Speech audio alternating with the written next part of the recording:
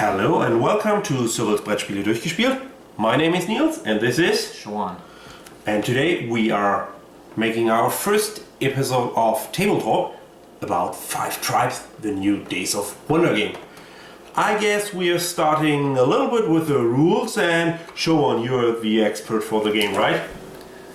Okay, so for starters, you'll have a certain amount of players in the game, and at the beginning of each round, each of you are going to bid for your turn order for that round.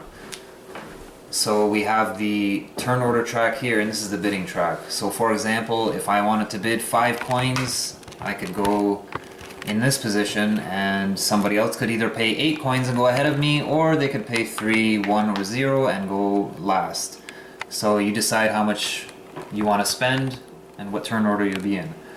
After that's done, you're going to want to move the meeples on the board. So you'll decide from which tile you want to pick the meeples up, and the way you move them is by dropping a single meeple off at each location and continue to do that until you run out of meeples, but the last one in your hand has to match at least a meeple that's on the tile that you end your move on.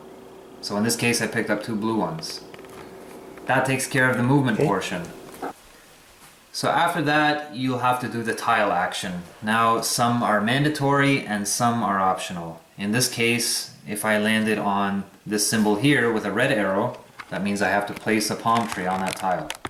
There are other tiles where there's a palace that has an arrow, that means I would have to put a palace down.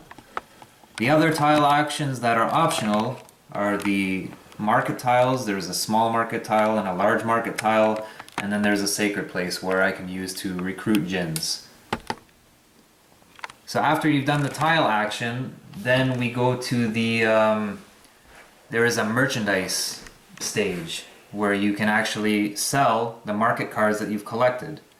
Now usually that doesn't happen till the end of the game, but if you find yourself that you need money, feel free to turn them in and you can collect a certain amount of coins or points, and you can have money for the next round, which will help you in your bidding.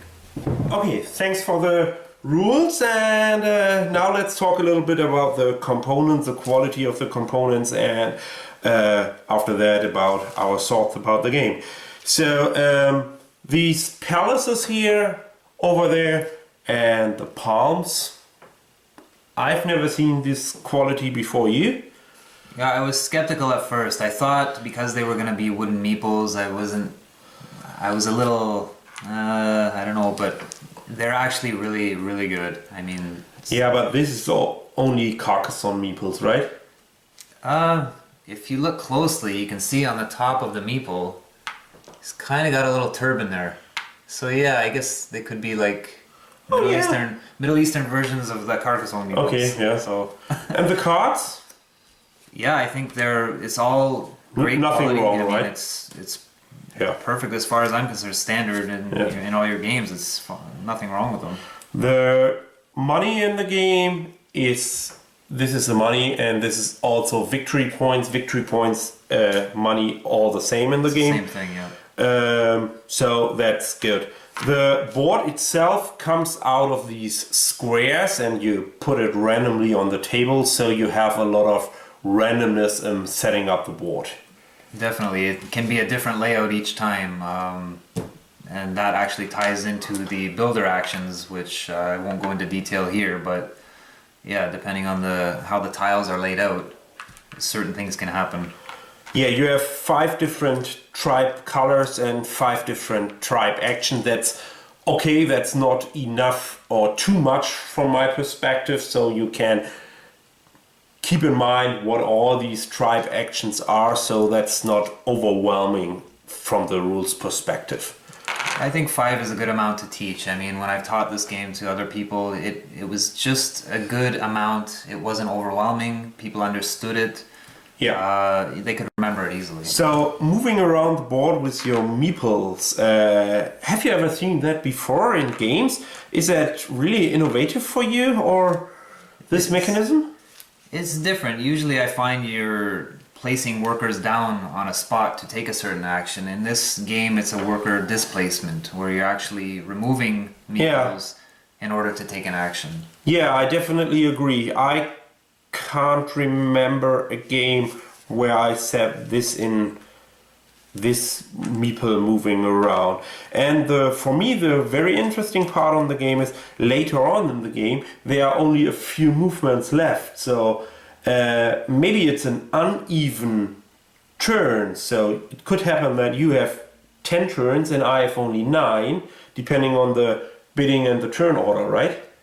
It could happen that way. I mean, when you get to the last stages of the game and there are very few meeples left on the board and you can't make a legal move, you might actually cut somebody off from their turn, so they might be very limited as to what they can do. Yeah, that's...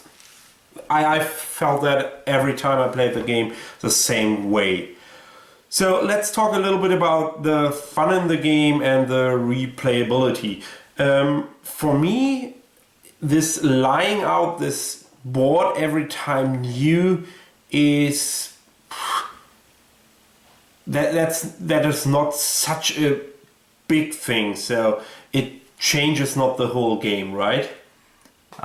It does change it to an extent. I mean, you won't play the same game twice. The layout is going to be completely different, yes. But if you're talking about variety in the tile actions, well, there's 1, 2, 3, 4, 5 different tile actions, and they're similar. I mean, you're placing either a palm tree or you're placing a palace. Yeah, I felt every time I played the game I have a clear strategy, and the strategy I played never changed a lot over the last 5 games. So I go for a special type of tribes and try to focus on that way. Did you try to reschedule your strategy a lot of in the last 5 games? Well, I don't know. I remember the last couple of games I played with you. You destroyed me, so I mean, there's obviously something to that. But what I find when I've played with other people, I've taught this to quite a few people. Yeah, definitely to a lot of different ones. Yes. Yeah, I mean, you can't really stick with one strategy. You can't say, I'm going to focus on collecting the viziers. The yellow meeples are the viziers. Or I'm going to focus on gathering a bunch of gins, or I'm going to focus on gathering a bunch of market cards. I think if you're focusing on one thing, you're not going to get a lot of points, because I've played games with people where they focused on maybe just controlling tiles. Interesting. Every time I'm playing with that game with you, I'm focusing on 1 or 2 things, and I was 75% victorious, so I guess I did a good job by focusing on some special strategies. Maybe you never figured out my strategy. That's a good part. I'm trying to remember exactly what you focused on. Yeah, I mean... a lot of in these elders, the white ones, and going from that part... I do remember that, yeah. It's tricky. I mean, for example, in certain games you might not take advantage of builders because their ability lies in how many blue tiles you can see. Some of them have red numbers and some of them have blue. I mean, you want to try and utilize these when they're surrounded by a bunch of blue tiles, because that's how you're going to get the points. If the tiles are not laid out that way, they're not going to be very strong. Maybe if you are playing that with really experienced players, but what I like on that game is definitely that you can read the rules or hear the rules from a teacher, and the only thing you have to keep in mind is this helper thing. Basically, this is the rules. It's just 1 page. I really love the summary sheet. I don't know how you feel about it. I think it's perfect for what it does. I hate the sheet because it's, from my perspective, it's a bad quality. But it's a good reminder for a teacher. Yes, it's a good reminder for a teacher, but I don't need it. So the rules are on 1 page, and it's very easy as a gateway game for me, because you can teach it in 15 minutes and you can play it in 15 minutes, and there's no really big advantage of knowing the game itself. So you can win if you play the game for the first time, and you can win the game if you played that game 10 times. It doesn't really matter if you played that 5, 10, 15 times before. Do you think there's a really learning curve in the game? I wouldn't call it a learning curve because I mean the game is pretty simple to understand. I Yeah. would say definitely experience is going to help you in deciding how to play more efficiently. That's Okay. probably the best I can put it because one of the biggest concerns with this game seems to be analysis paralysis. And me personally, I don't find there hasn't really been a game where I played where that was a concern, and maybe I just don't play with those kinds of people. I don't know, but definitely at the start of the game, there's a lot. To Okay, think I about. fully understand what you are talking about, the AP players. That could happen, definitely. Okay, let's go over to the points. What is your overall experience, overall feeling about the game? I personally, I love the game. I absolutely love it. I mean, it's a great looking game. You see it set up on Definitely, the table. yes. It catches attention like that. I mean, every time I take it out to a games night, people the stop by palms. and they're looking. I like the oh, what is palms." that? That's really cool. What? That's what I'm. Oh, yeah. Yeah, like it's an eye catcher. You know what I mean? Yeah, definitely, Its yes. presence on the table. Okay, is it very, very good for you? Is it just good, or do you recommend it? Is it highly recommended? What is it for you? I highly recommend it. I mean, it's. Oh, wow. I That's a- know. Yeah, I know. Days of Wonder. They say this is their first gamers game. I don't know if I would personally put it in that caliber.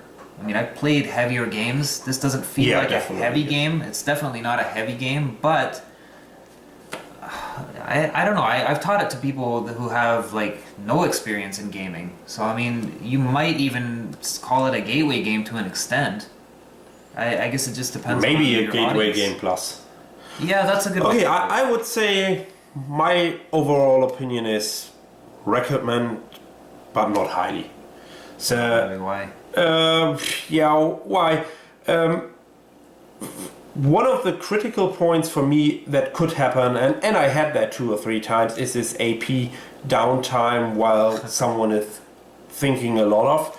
And the other thing is, I'm not 100% satisfied with the variety of different boards. So having a variable board is good, is really good and helpful, but at the end of the day, for me, I was successful with the same strategy all day long. So for me, there is not enough meat on it to say highly recommend. Okay, well, yeah, I mean, definitely. Next time I play a game with you, I'm going to be paying attention to see, to see what I can do to destroy you, because You will have the then opportunity. we'll play this no, video and then we'll see. no problem, you will have the opportunity. So, is there anything you would say we can improve on that game, or is there something you would say, oh, that's not a good idea?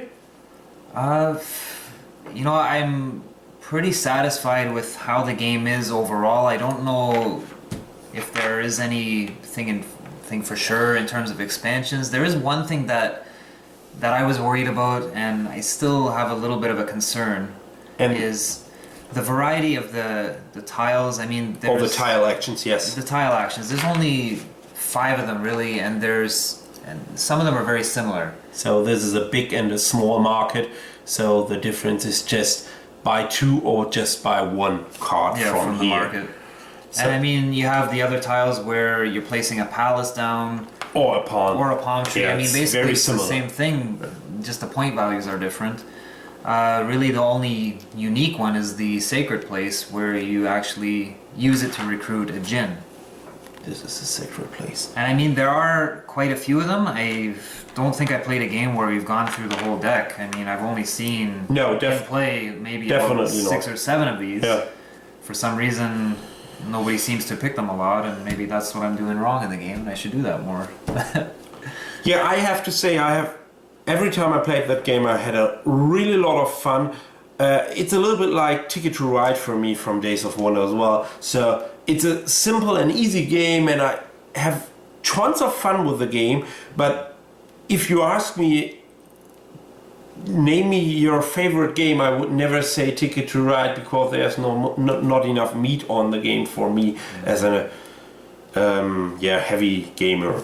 So, and the other thing I'm a little bit unhappy with next to the layout of the board is this gins here. The gins are really powerful and really good one, but the icons on the gin, it's really hard for me to remember all the things from the gins. And then you have to go to this page where 20,000 gins are on it. So, and you have to read out, hey, what does this gin mean? So this, for an example, is a good one for seeing what it does. Instead of 2 victory points for a white elder at the end of the game, it's just 4. That's simple. But what does this mean? No idea. So I have to check that, and this is a little bit annoying for me.